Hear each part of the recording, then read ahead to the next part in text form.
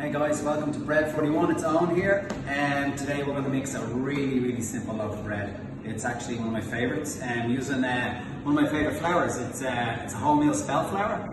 It's freshly milled, and I like spelt for, I suppose, for many different reasons. It's the nuttiness texture you get from it. It hangs well with pretty much everything I like to eat. So I like making this for, like, we call it kids bread.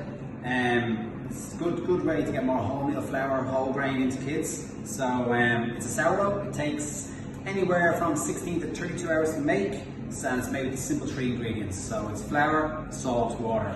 So in the bowl I have 80% freshly milled spelt. So it's really good. And I just put a bit 20% of whole wheat in. I just feel it makes it a little bit lighter, easier to digest. And all I'm simply going to do, step 1, is mix the flours. Super easy.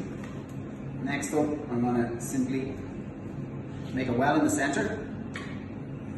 Add the salt. And again, just mix them up. Really simple. Next up, we're going to use 70% water. Super easy, super important. Water from the tap is good, guys. Here in the bakery you use filtered water, but water from the tap is fine at home. So all your water in. Yeah. And next we get our starter. So we're using a 30% starter. So when I talk about starter, I talk about hydration. I talk about flour being 100% of the total weight. So if I have 70% hydration, it's 700 grams to 1 kilo of flour, and it's 300 grams to 1 kilo of flour. Okay? So I'll pop the starter all in there. Good strong starter. Really nice. Pop it aside. And then same principle of all bread making, guys. One hand in the bowl, one hand like a claw. Start in the center. Bringing the ingredients in. Really easy.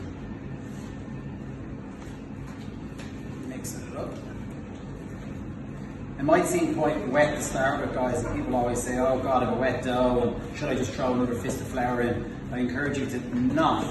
While we're making real bread without additives and preservatives, the trick is a wetter dough. Wetter dough, fresher bread. Really simple. Bring it together, and then we're just going to knead it in the bowl. Turn the bowl to the side, work in the dough.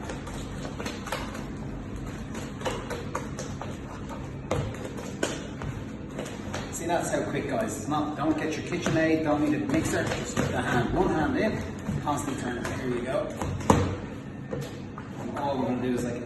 And we're going to knead that for 3 to 5 minutes, just till you get a bit of strength. You can see here now, not much strength in it. If I continue just to mix this for 3 to 5 minutes, working the dough, it's going to come together.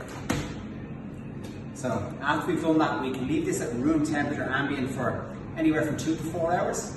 I just simply pop it in the fridge, and I come back to it 16 hours later.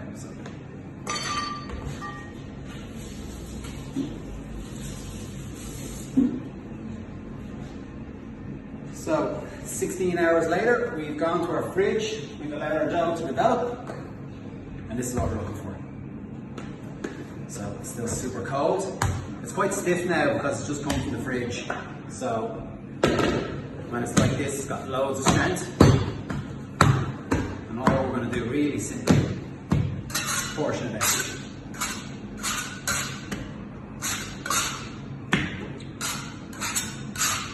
Yeah. So if you're at home and you have scales, you can weigh these for a small tin loaf. You want about 600 grams. And for a family style pan, it's 1 kilo. And then once, it's simply just pick and fold. We get loads of questions about this. How do you knead? How do you shape your dough? I always find the right answer is however it works for you, you know. Don't overcomplicate it. Just make a loaf of bread and produce.